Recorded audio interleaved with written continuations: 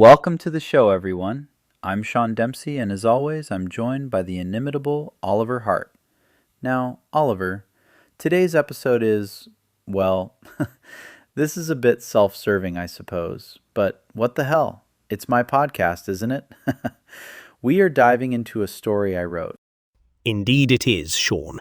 And since we are usually dissecting global financial realignments or dismantling the administrative state, I suppose we can grant you a momentary indulgence to discuss your own literary endeavours.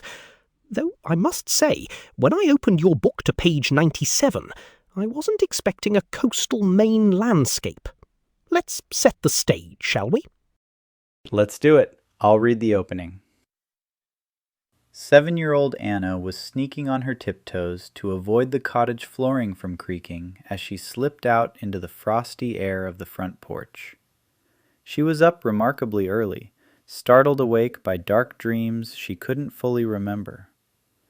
The morning light was just starting to dispel the night.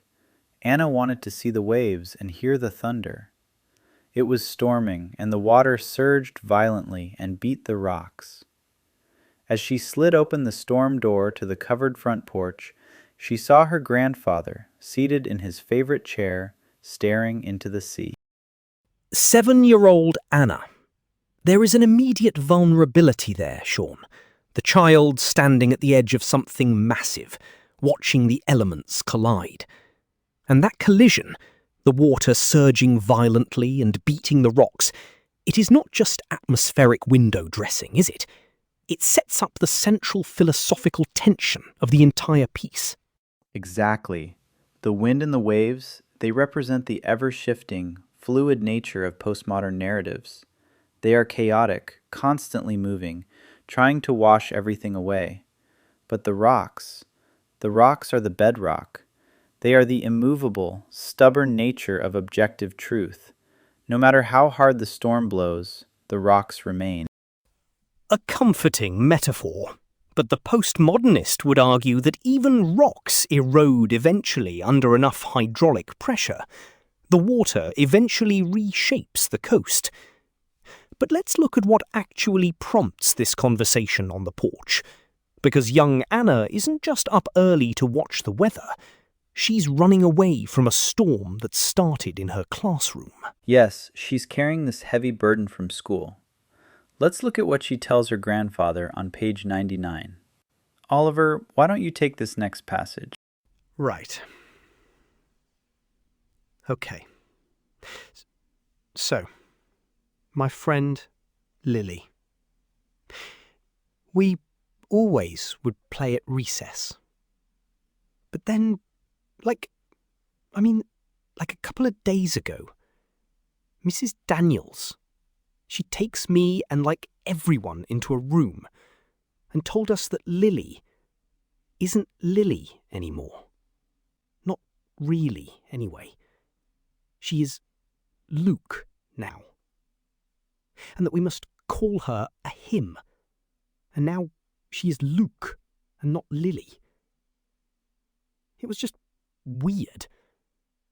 I laughed. And Mrs. D told me not to laugh. That it was very, very serious, and I wouldn't have recess if I laughed. I wouldn't have recess if I laughed. Think about the psychological weight of that for a 7-year-old. Recess is their entire world at that age. And here is an authority figure, Mrs. Daniels, threatening to withhold it unless Anna denies her own physical senses and accepts a newly minted linguistic reality. It is the classic institutional enforcement of a social consensus. You see, the teacher isn't just correcting a name, she is policing the child's natural, intuitive reaction to something that strikes her as fundamentally incongruous. Anna laughs because, to a child, the sudden declaration is absurd, but the institution demands solemnity. It demands compliance. And that's the micro level of the postmodern project, isn't it? Replacing biological and physical realities with a manufactured linguistic consensus. If we can force a 7-year-old to ignore what her eyes see under threat of social isolation or losing recess, then we can bend reality to whatever narrative the state or the consensus wants to run. And it fractures her family too, doesn't it? She mentions her parents fighting real bad because her father told her not to call Lily Luke, while her mother told her to listen to the teacher. The ideological storm outside has successfully breached the sanctuary of the home. So her grandfather, the old sea captain, realizes he has to give her an anchor, and he does so through a rather grim story of a shipwreck. This is where the story shifts gears into pure allegory. The grandfather tells her about 10 passengers lost on a life raft. Let's read this part from page 100. They lost hope, and their drinking water had run out. Finally, they turned on each other in their desperation. But a leader of their group, a shaman, a man said to be strong with magic and voodoo, spoke up and came to a better plan. He lied to the men on the raft and said belief was stronger than reality, that they could turn the salt water drinkable by thinking and wishing it so. They just must all believe in their hearts and believe fully and utterly. The slightest doubt or the weakest link would break the spell. Belief was stronger than reality. It's brilliant, really, in a terrifying way. The shaman represents the ultimate expert class. He doesn't offer a physical solution to their thirst. He offers a psychological mechanism. He turns survival into a test of ideological purity. Exactly. He sets up this trap. If the salt water doesn't magically turn fresh, it's not because his science is wrong, it's because you didn't believe hard enough. The slightest doubt breaks the spell. It's a closed-loop system of bureaucratic self-preservation. It shifts the blame entirely from the administrator to the citizen. If the policy fails, it's because of the non-compliers, the weak links. It's a perfect mirroring of the modern bureaucratic impulse during crises, whether it's public health mandates, economic planning, or war propaganda. Just double down on the narrative, and if it fails, punish the heretics. And the tragedy is that the desperate people on the raft want to believe him. They are dying of thirst. The truth, that they are stranded in a vast ocean of undrinkable poison, is too terrifying to face. So they choose the comfortable lie. They cup their hands, scoop up the salt water, and drink. But there is one passenger who refuses to play along, the young boy. Let's hear how the crowd reacts to his dissent on page 101. I'll read it. A very young boy, perhaps half your age, was with the poor group, and he clung to his mother's embrace and screamed savagely when she tried to have him drink the salt water. The mood was restless, and the passengers on the raft spoke of throwing the non-believer overboard, or he would kill them all. So the mother silenced him and told him he need not drink the water, but he must quiet himself, or he would be thrown into the sea. Screamed savagely. It's a primal, visceral rejection of the consensus. The boy has not been socialized into the lie yet. He is too young to let social pressure override his basic survival instincts.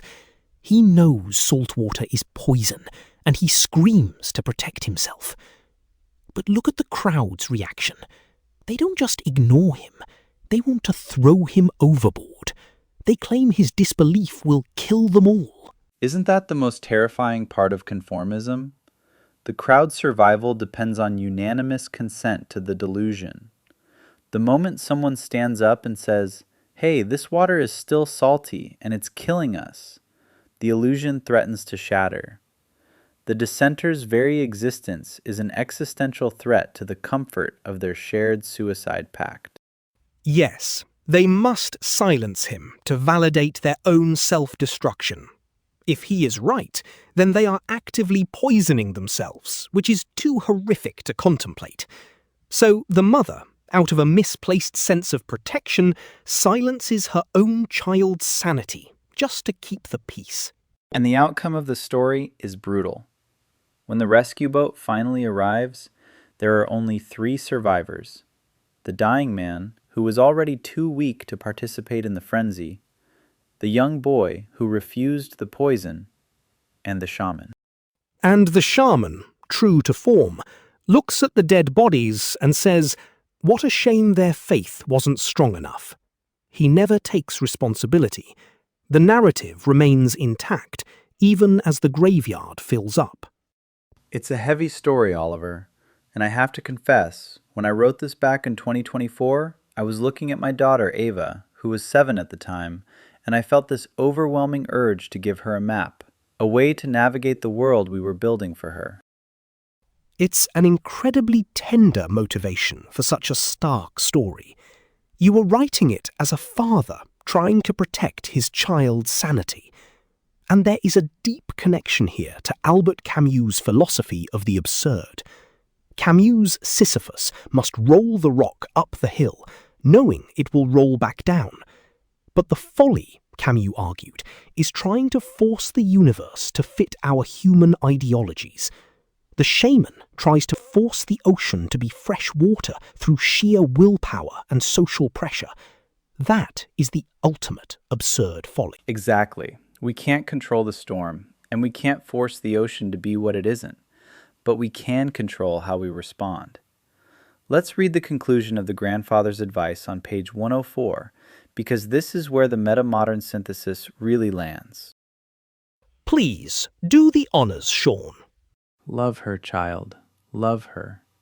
Despite any madness that swirls around or confuses you, when the shamans of your life insist that down is now up, or black is now white, just find love in your heart.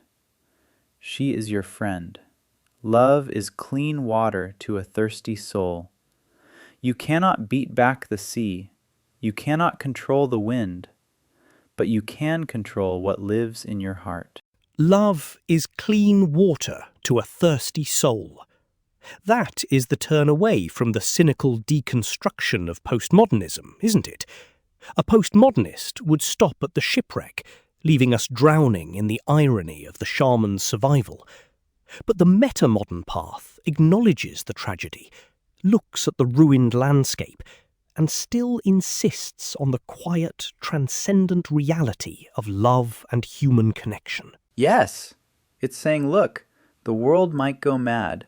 The institutions might demand you repeat things that are patently untrue, but don't let it turn you bitter. Play with your friend. Love her anyway, because at the end of the day, when the waves of ideology recede, the rocks of objective truth and genuine love are the only things still standing. A powerful place to leave our listeners.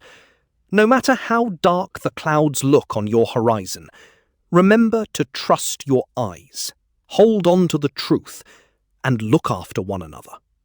Well said, Oliver. Thank you all for listening to this slightly self-serving, but hopefully meaningful exploration. Until next time, keep your feet on the rock.